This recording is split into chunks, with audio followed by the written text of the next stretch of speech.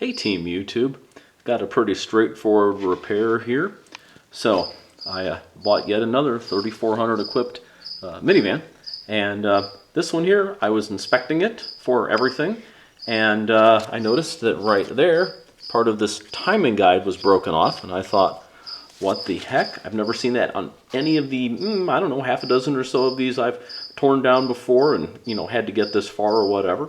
And I thought, well, I think it's time to install a new timing chain just because that had to happen somehow. And now, of course, they say that if you have more than a total inch of play, that you should consider changing it. So first things first, though, I bought a cloys set, shipping and everything off of an online retailer, around $100 or so, and that's $23. So loosened those bolts already.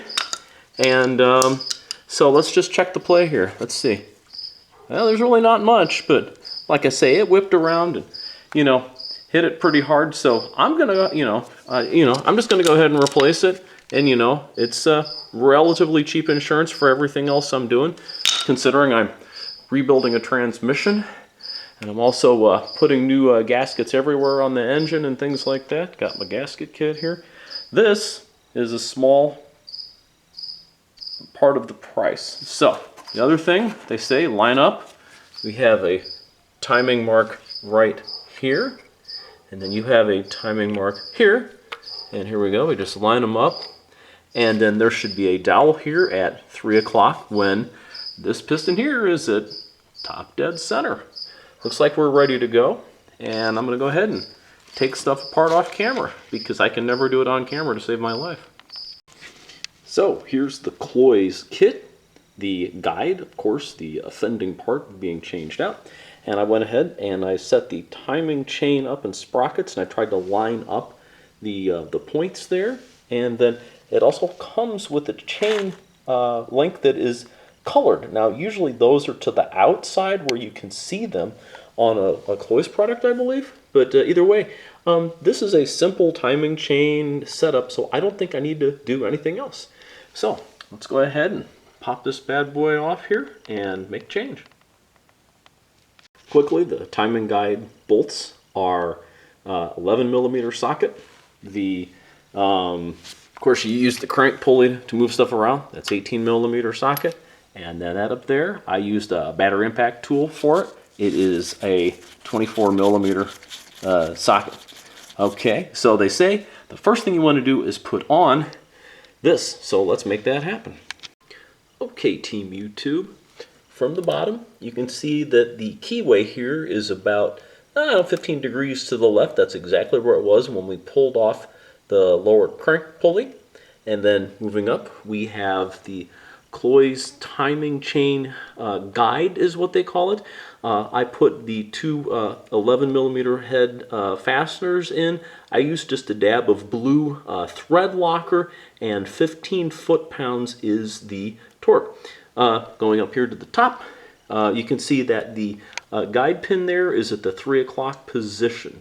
And I took all of the holes and the fasteners themselves. There's the fastener down there for the timing sprocket, and I cleaned them all off with a little bit of brake clean, just so that the thread locker had a chance to stick, as well as cleaning out the bores. So see you on the flip.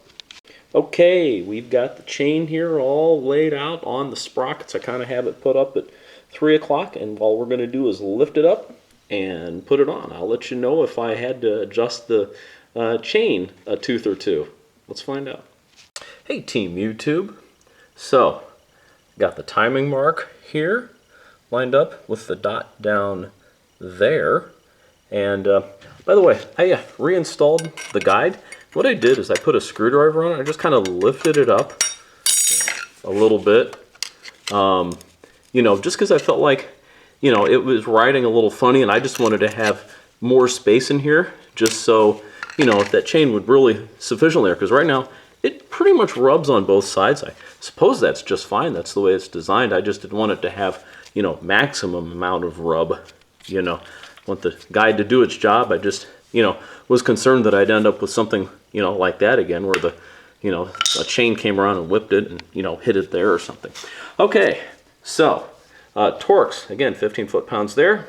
And up here, 103 foot-pounds for, what is it, 2000 and something later. This is a 2004. So I used an impact to loosen it, and I've played around with my little battery impact, and it does about 100 foot-pounds of torque. I'm also going to put a little bit of blue thread locker. I'm going to loosen this back up and put a little bit of blue thread locker on it, and we're going to call it an evening.